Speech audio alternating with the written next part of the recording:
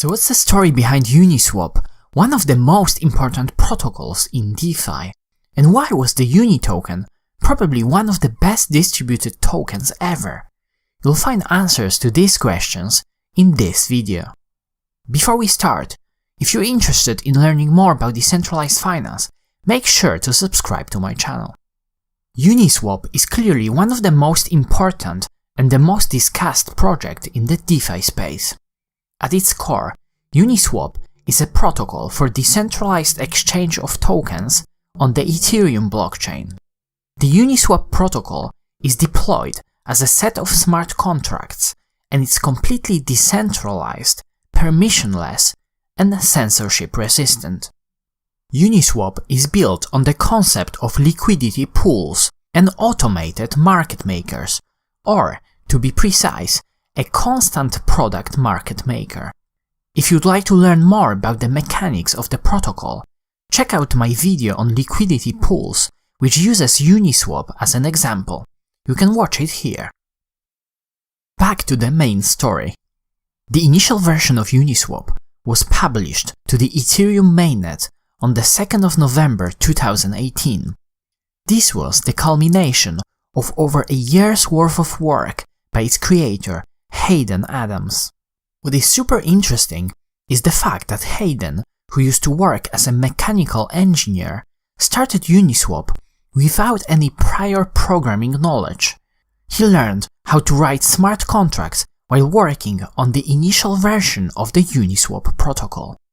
The initial idea for implementing an automated market maker came from Hayden's friend, Carl, who was impressed by one of the Vitalik Buterin's blog posts describing a theory behind a constant product market maker.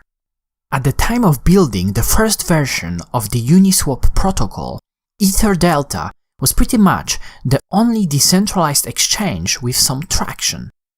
EtherDelta, although quite popular at that time, was based on the order book model that doesn't fit very well into the Layer 1 blockchain protocol like Ethereum. Besides that, EtherDelta had a really unintuitive UX that resulted in very poor user experience and lack of liquidity. While working on optimizing smart contracts and preparing for a potential mainnet launch, Hayden applied for an Ethereum Foundation grant that was later accepted in July 2018. The money from the grant allowed for auditing UNISWAP's smart contracts by a company called Runtime Verification. The initial audit by Runtime Verification resulted in adding extra safety checks and reworking some of the math operations to minimize the rounding error. On top of that, a full formal verification was also underway. Before fully launching the protocol, Hayden decided to rebuild the user interface for even better user experience. The first version of the protocol was launched on the last day of the DEFCON 4 conference with $30,000 worth of the initial liquidity across 3 different tokens. The protocol quickly gained a lot of traction, which resulted in an initial seed investment that allowed UNISWAP's team to work on the second version of the protocol. In May 2020, UNISWAP launched a second version of the protocol called UNISWAP v2. The main feature was the addition of the ERC20 liquidity pools. Before v2, each liquidity pool had to consist of ETH as one of the currencies, so for example, to trade from USDC to DAI, the user would have to trade their USDC for ETH and ETH for DAI, which usually resulted in higher gas fees and more slippage. Offering ERC20 pools was also better for liquidity providers who didn't want to supply ETH and expose themselves to impermanent loss. v2 had also a few other features, including on-chain price feeds and flash swaps. An interesting fact is that all of the v2 smart contracts were written in Solidity. This can be compared to v1, which was entirely written in Viper. Uniswap v1 was actually one of the first projects entirely written in Viper. Due to its decentralized and permissionless nature, the first version of the protocol was still actively used alongside v2 for some time, regardless of the Uniswap team encouraging liquidity providers to migrate their liquidity to v2.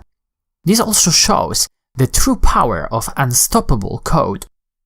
In August 2020, the Uniswap team raised $11 million in Series A from a few notable VCs, including Andreessen Horowitz, USV, Paradigm, and Version 1.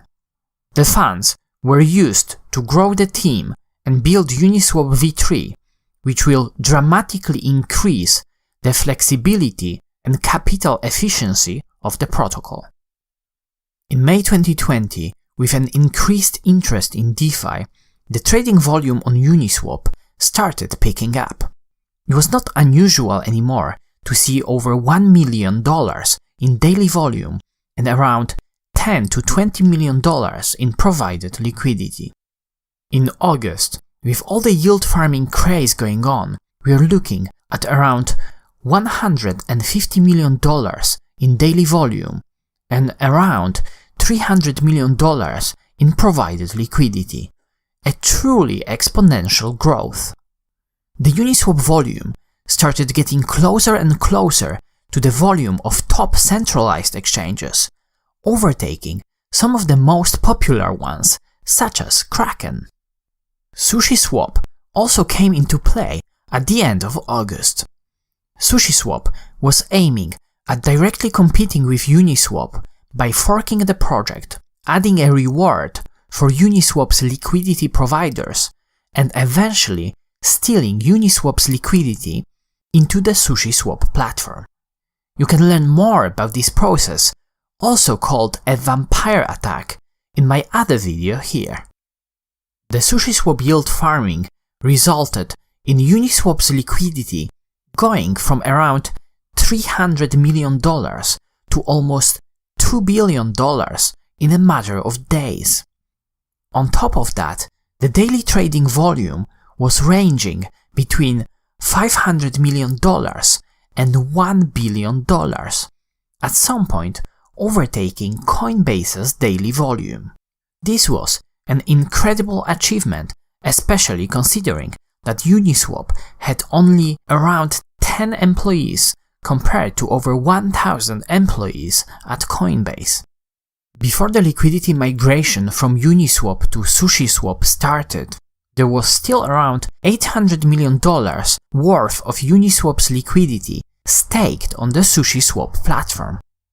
This was also the time when Hayden hinted at a potential Uniswap token.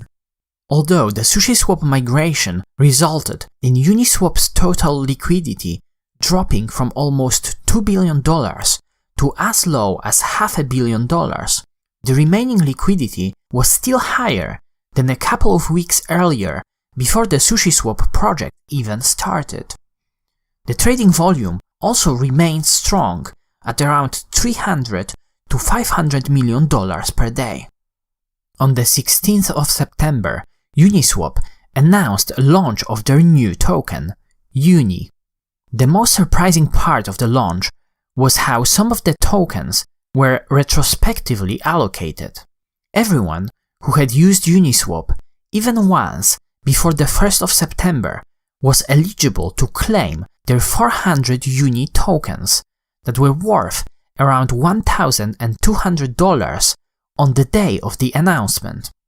A couple of days later, the UNI tokens were actively traded across both centralized and decentralized exchanges, with the token price going as high as $8, making the initial 400 UNI reward worth around $3,200. The UNI tokens were distributed to around 50,000 Ethereum addresses, making them one of the most widely distributed tokens in the space. On top of that, the liquidity providers of the protocol were also retrospectively rewarded with extra UNI tokens.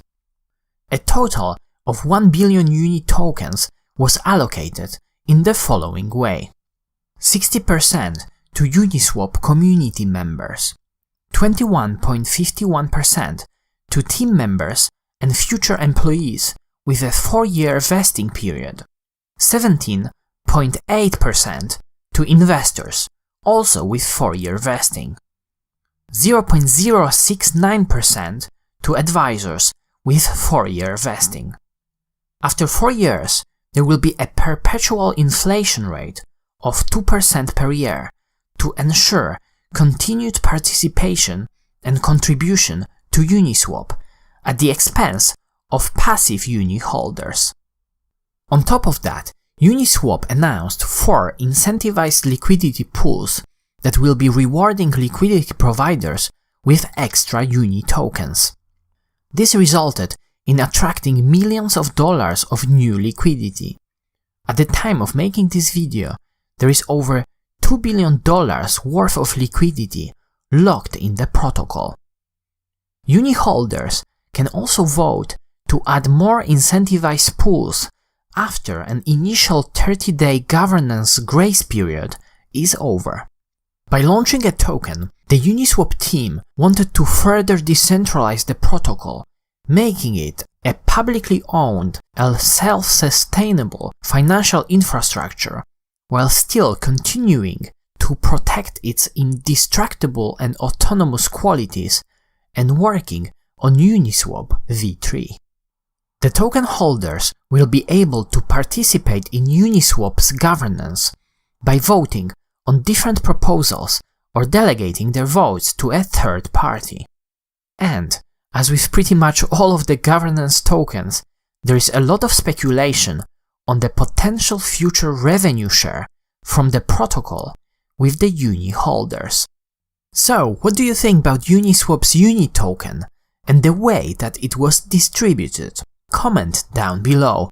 Also, if you enjoyed this video, make sure to smash the like button, subscribe to my channel, and check out Finematics on Patreon. Thanks for watching.